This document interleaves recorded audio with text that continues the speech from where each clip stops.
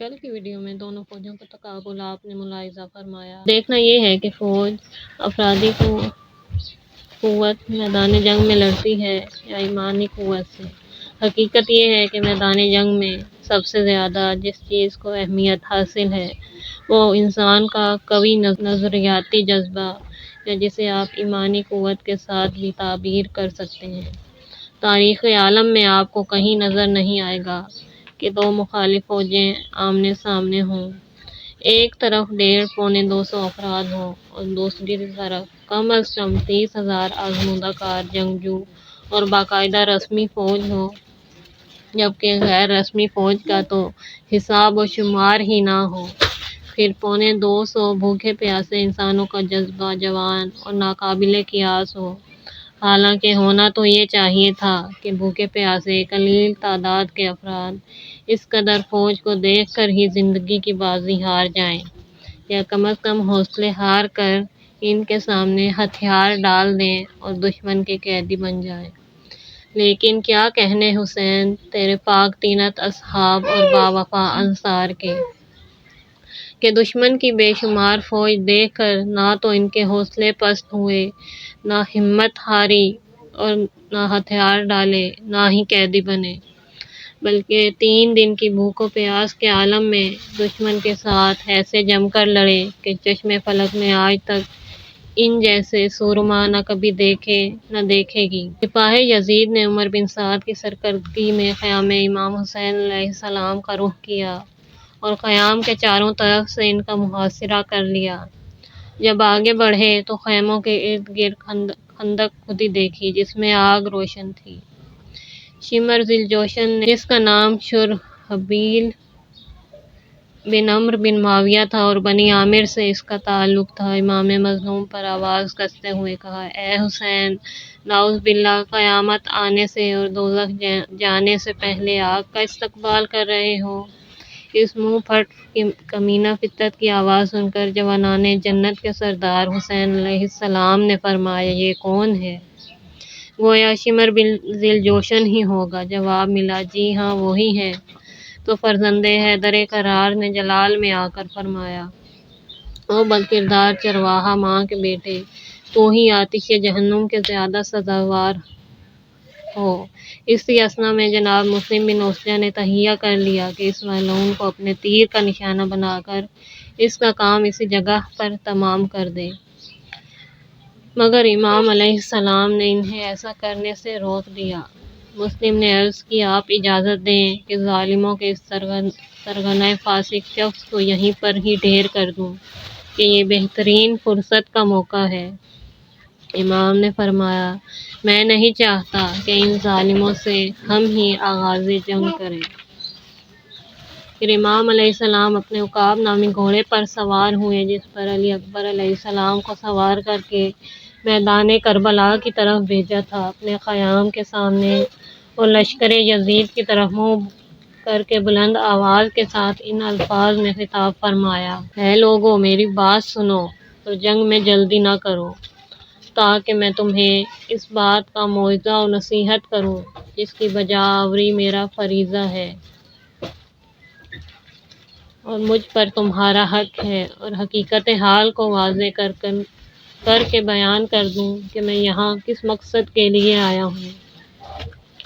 اگر تم نے میری اس دلیل کو مان لیا اور مجھ سے انصاف سے کام لیا تو سعادت کی راہ پا لوگے، اور میرے ساتھ جنگ کی کوئی وجہ تمہارے پاس نہیں ہوگی، اور اگر میری بات کو نہیں مانو گے اور نہ ہی انصاف سے کام لوگے تو اس مقام پر سورہ یونس کی ایک آیت نمبر 71 تلاوت کی، جو حضرت نوح کو اپنی قوم کو نصیحت پر دلالت کر رہی ہے کہ اگر انصاف سے کام نہیں لوگے تو تم اپنے شریکوں کے ساتھ مل کر مضبوطی سے اپنا فیصلہ کر لو، پھر اس فیصلے کا کوئی پہلو تم پر پوشیدہ نہ رہے۔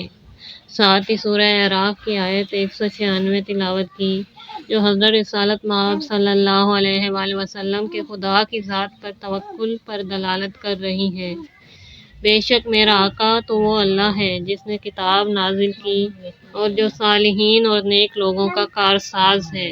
جب اہل حرم نے آپ کا خطبہ سنا تو خیام میں کوہرام برپا ہو گیا۔ مولا نے اپنے بھائی عباس علمدار اور فرزند علی اکبر کو خیام کے اندر مخدرات عصمت کو صبر کی تلقین کرنے کے لیے روانہ فرمایا۔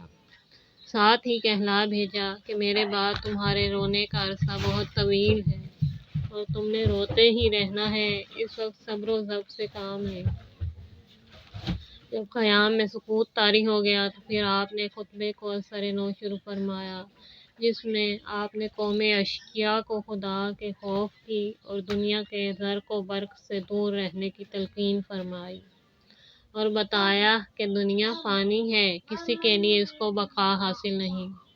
اگر باقی ہوتی تو انبیاء اس کے زیادہ مستحق تھے۔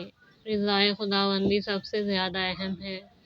غرض اس کے زوال و فنا سے مطلع کرنے کے بعد اپنے قتل سے دور رہنے اور دستبردار ہونے کی تلقین فرمائی اور ذریت پیغمبر پر ظلم کرنے سے باز رہنے کا کہا۔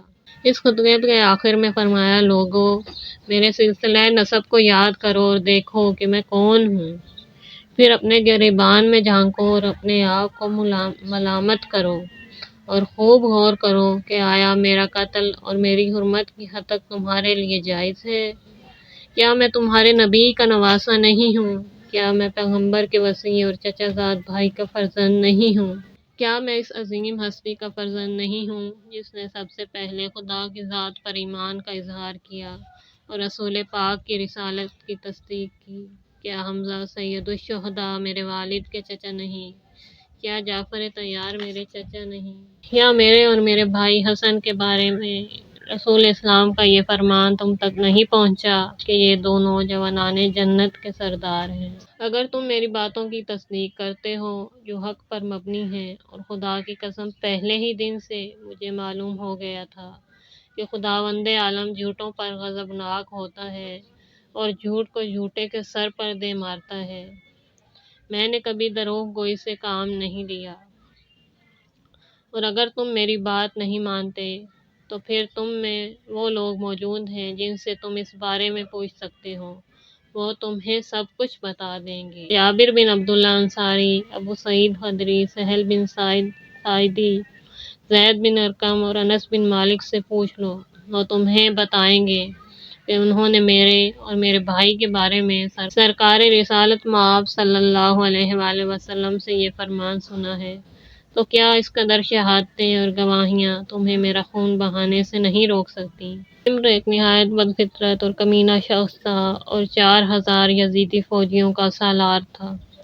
اس طرف متوجہ ہو گیا کہ امام عالی مقام کی اس طرح کی گفتگو لشکر یزید میں مؤثر واقع ہو رہی ہے اور اموی پیکنڈے کا پول کھل رہا ہے، جس سے فوج میں بغاوت کے آثار نظر آ رہے ہیں، تو اس نے فوراً ہی امام علیہ السلام کی بات کاٹتے ہوئے بلند آواز سے وہی کچھ کہا جو مشرکین مکہ حسین کے نانوں کو کہتے تھے۔ اس نے کہا، نعوذ باللہ، وہ گمراہی پر ہے اور خود بھی نہیں سمجھتا کہ کیا کہہ رہا ہے۔ اس کی ہرزہ سرائی سن کر جناب حبیب ابن مظاہر کو جلال آ گیا اور فرمایا، او ملعون، تو سب سے زیادہ گمراہ ہے اور ٹھیک کہتا ہے کہ امام کی باتوں کو نہیں سمجھ پا رہا، اس لیے کہ خدا نے کفار کی طرح تیرے دل پر مہر لگا دی ہے۔ پھر امام علیہ السلام نے اپنی گفتگو کو جاری رکھتے ہوئے فرمایا، بس اگر تم میری ان باتوں میں شک کرتے ہو، کیا اس میں بھی شک کرو گے کہ میں تمہارے نبی کی دختر کا فرزند ہوں اور اس کا نواسہ ہوں؟ خدا گواہ ہے، شرق و غرب عالم میں تم میں یا کسی اور مخلوق میں میرے علاوہ پیغمبر صلی اللہ علیہ وآلہ وسلم کا کوئی نواسہ نہیں۔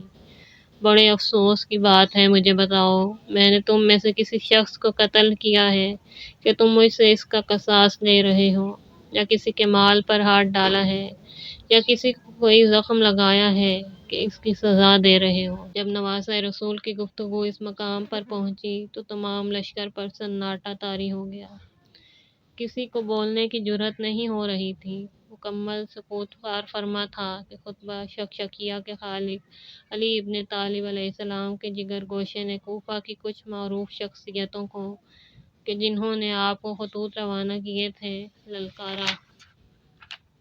کوفہ سے امام کو خطوط لکھنے والے سارے شیعان علی نہیں تھے، بلکہ ان میں وہ بھی تھے جو شیعان آل ابی سفیان کہلاتے تھے اور اپنی منافقت کا ثبوت دیتے ہوئے امام کو خطوط لکھے۔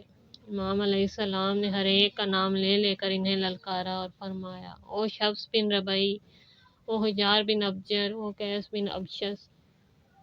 بن اشعث، او یزید بن حارث، آیا تم لوگوں نے مجھے خط نہیں لکھا تھا کہ پھل پک چکے ہیں اور درخت سرسبز و شاداب ہیں؟ ہم آپ کے انتظار میں لحظہ شماری کر رہے ہیں۔ آپ آئیے کہ کوفہ میں آپ کے لیے تیار لشکر موجود ہے جو آپ کے اختیار میں ہوگا۔ اب ان لوگوں کے پاس امام کے اس فرمان کا کوئی جواب نہیں تھا سوائے انکار کے۔ وہ کہہ اٹھے کہ ہم نے اس قسم کا کوئی خط نہیں لکھا۔